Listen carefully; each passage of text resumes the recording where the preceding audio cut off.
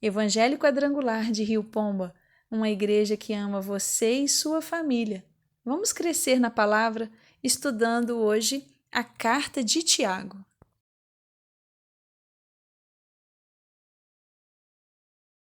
Hoje nós vamos fazer uma retrospectiva de toda a carta de Tiago. O autor é o Tiago, irmão de Jesus. Para quem foi escrito essa carta? Tiago escreveu a judeus cristãos espalhados entre as nações. O tema desta carta são as características da vida cristã madura. Tiago ressalta como crescer espiritualmente e como amadurecer espiritualmente. Por que Tiago escreveu essa carta? Bem, ao ler a carta de Tiago, observamos que esses cristãos judeus tinham alguns problemas em sua vida pessoal e na congregação, dentre outras coisas. Passavam por grandes provações e enfrentavam tentações. Alguns cristãos davam toda a atenção aos ricos, enquanto outros eram roubados pelos ricos. Os membros da igreja competiam por cargos de liderança. Uma das principais dificuldades da igreja era que muitos de seus membros não viviam de acordo com sua profissão de fé. Outro problema dizia respeito à mentalidade mundana. Alguns cristãos estavam desobedecendo a palavra de Deus. Todos esses conflitos têm uma só causa: a imaturidade espiritual. Os cristãos simplesmente não estavam crescendo. A maturidade espiritual é uma das grandes necessidades da igreja de hoje. Ao ver alguns problemas com os quais Tiago lidava, percebemos que todos apresentam características de imaturidade espiritual. Eram impacientes em meio às dificuldades, diziam a verdade, mas não a praticavam, não tinham controle sobre a língua, viviam em brigas e cobiças, tinham uma supervalorização das coisas materiais. Essas coisas eram características de imaturidade. Vamos fazer uma retrospectiva do capítulo 1. No versículo 1, Tiago se apresenta como o autor da carta. No versículo 2, o teste que deve ser recebido com alegria. Como devemos receber testes, provações, tribulações com alegria? Ele ressalta que isso só é possível quando temos uma perspectiva no céu, quando nossa visão está naquilo que é eterno, não no que é terreno. No versículo 3, ele fala sobre que Deus usa a tribulação visando o amadurecimento. As provações, elas devem nos levar a um caminho de aprendizado e não de morte, nos conduzir ao amadurecimento, não à frustração. Lá no versículo 4, ele ressalta a importância da perseverança. É preciso permitir que Deus trabalhe em nós através da submissão para que haja um crescimento. Nos versículos 5 ao 11, ele vem falando como devemos nos portar diante das provações. E ele coloca, como filhos de Deus, precisamos pedir sabedoria, olhar para o caráter de Deus que é bom e que cuida de nós, orar com fé, nos alegrar com as riquezas espirituais que temos e recebemos por meio de Cristo Jesus. Nos versículos 12 ao 18, ele vem colocando como enfrentar a tentação. Precisamos entender que a tentação é uma tentativa de Satanás em nos tirar do alvo, em nos tirar do caminho. Precisamos, diante da tentação, olhar para o que nos aguarda no céu. Precisamos de entender que a tentação ela não vem de Deus, porque Deus é bom e não permitirá que sejamos tentados além do que possamos suportar. Esta é a verdade da palavra.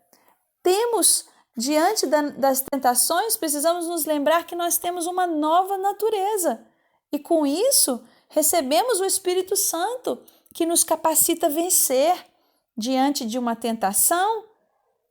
Temos o poder de vencer, temos condições de nos manter de pé, não por nós mesmos, mas no poder do Espírito Santo. Dos versículos 19 ao 27, ele vem dizendo como saber se a minha religião é verdadeira. Como que eu vou saber se o que eu faço verdadeiramente me faz ter o direito do céu, da vida eterna? A verdade espiritual está no relacionamento sincero com Deus.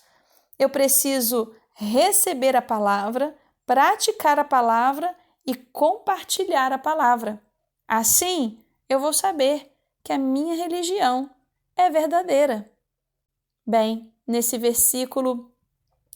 capítulo 1, podemos destacar aqui a parte A do versículo 4. Deixe que a perseverança cresça. Isso vai trazer amadurecimento espiritual a todos nós. Isso vai fazer com que cresçamos como filhos de Deus, amados do Pai. Capítulo 2. Dos versículos 1 ao 13, Tiago vem falando sobre a prova da fé. O que mostra que alguém tem uma fé verdadeira em Cristo Jesus? Quais as características que são ressaltadas em uma pessoa que verdadeiramente crê em Cristo? Ele coloca aqui que está nos relacionamentos. O nosso relacionamento com as pessoas, a forma com que lidamos e tratamos com elas, indica o que realmente cremos sobre Deus. Não há como separarmos relacionamento humano de comunhão divina. Seria um engano. Tiago vem falando que o amor ao próximo é a lei principal do reino de Deus. A acepção de pessoas é pecado, não está de acordo com aquilo que Deus planejou para nós. E ele vem também ressaltando que a prova da nossa fé, a prova de alguém que verdadeiramente crê em Cristo Jesus, é que essa pessoa não anda em julgamento, não fica julgando os outros, não fica se colocando acima dos outros. Isso mostra que essa pessoa verdadeiramente cresceu numa fé e numa confiança em Deus.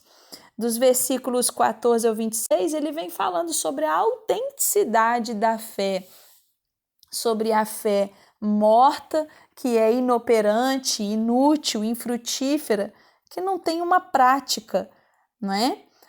Ele vem falando sobre uma fé intelectual e emocional, que é uma fé na dimensão da mente e das emoções. Essa fé, ela procura sempre a razão e o sentimento em tudo. Fala sobre a fé salvadora, que é uma fé que está lá no nosso espírito. Essa fé é a fé que está baseada na palavra, na verdade, nas escrituras. Esta sim é uma fé verdadeira. Capítulo 3. Tiago vem falando dos versículos 1 ao 12 sobre o domínio da língua. Ele vem dizendo que a língua ela tem o poder de dirigir, quando ele compara a língua com o freio e com o leme. Ele vem falando também que a língua ela tem o poder de destruir, quando ele compara a língua com o fogo e com um animal. Também ele diz que a língua tem o poder de vivificar, quando ele compara com uma fonte e com uma árvore. A língua, ela tem o poder de abençoar, como também de amaldiçoar. E Tiago vem falando, não é certo que seja assim no meio de vocês, que no meio de vocês haja palavras que verdadeiramente abençoam. Dos versículos 13 ao 18, Tiago ele vem falando sobre a sabedoria terrena e a sabedoria que vem do alto. Qual é a sabedoria terrena? É a sabedoria que vem da razão, é a sabedoria que vem da mente humana, do raciocínio, do intelecto.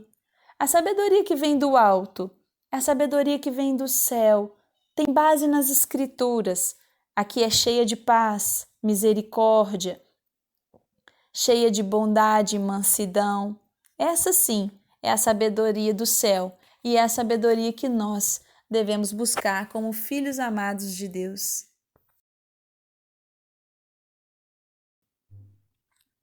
Capítulo 4. Dos versículos 1 ao 6, Tiago vem falando sobre amigos do mundo, inimigos de Deus. Não há como servir a dois senhores. A amizade com o mundo é considerada adultério, infidelidade.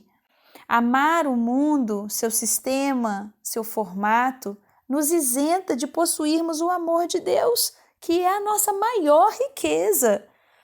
Declaramos guerra contra Deus quando temos uma amizade com seus inimigos. E quais são estes inimigos? O mundo, a carne e o diabo. Dos versículos 7 ao 12, vem Tiago falando já como que eu posso vencer, dar um fim às guerras interiores, às guerras que eu tenho vivido. Primeiro, ele vem colocando, se achegue a Deus e Ele vai se achegar a você. Se humilhe diante do Senhor, se arrependa dos seus pecados e não julgue os outros. Todos nós estamos sujeitos a tantas coisas, por isso, cada um de nós devemos sempre nos colocar em lugar de dependência daquele que pode todas as coisas da nossa vida. Dos versículos 13 ao 17, ele vem falando sobre a brevidade da vida, como que nós podemos dizer o que faremos amanhã ou o ano que vem. Não sabemos nem o que acontecerá. O que é a vida? Somos como uma névoa que aparece e um pouco depois some. Devemos dizer, se o Senhor quiser, viveremos e faremos isso ou aquilo. Caso contrário, isso será vanglória. Por isso devemos fazer o bem que podemos e precisa ser feito hoje. A vida passa rápido. O dia de hoje é o dia que precisa ser vivido, é o dia que precisa ser desfrutado.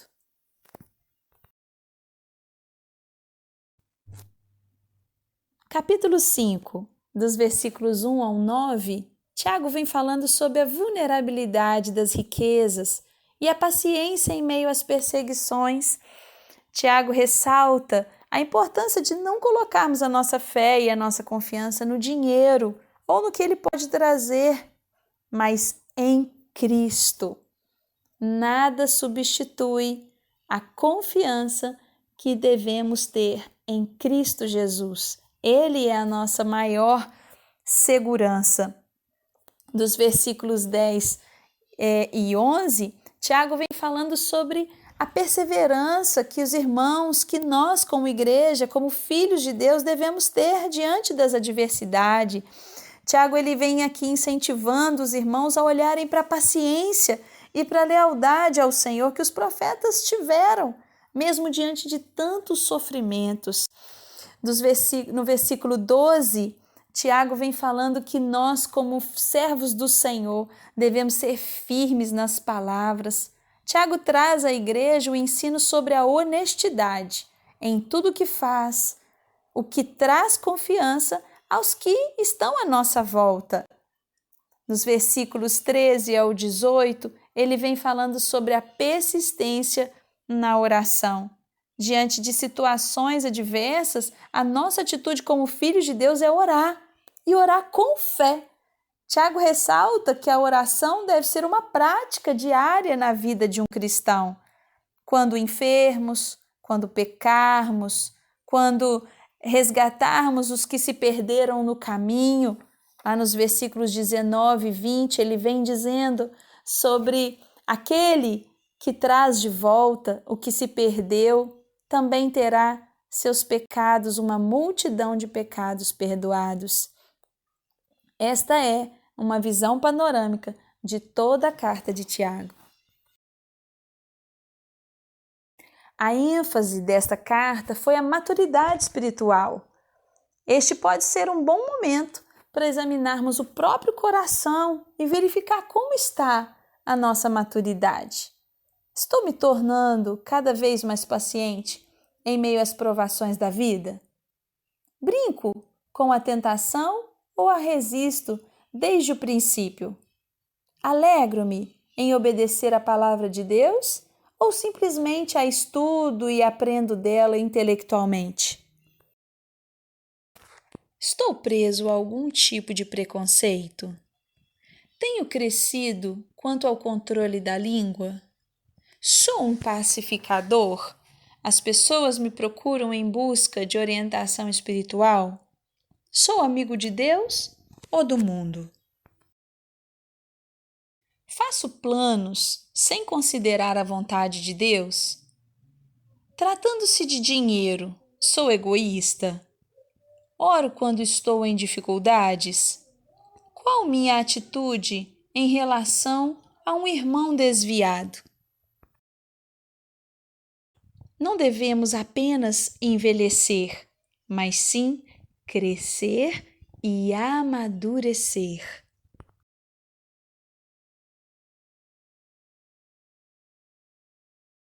Este foi nosso estudo bíblico sobre a carta de Tiago.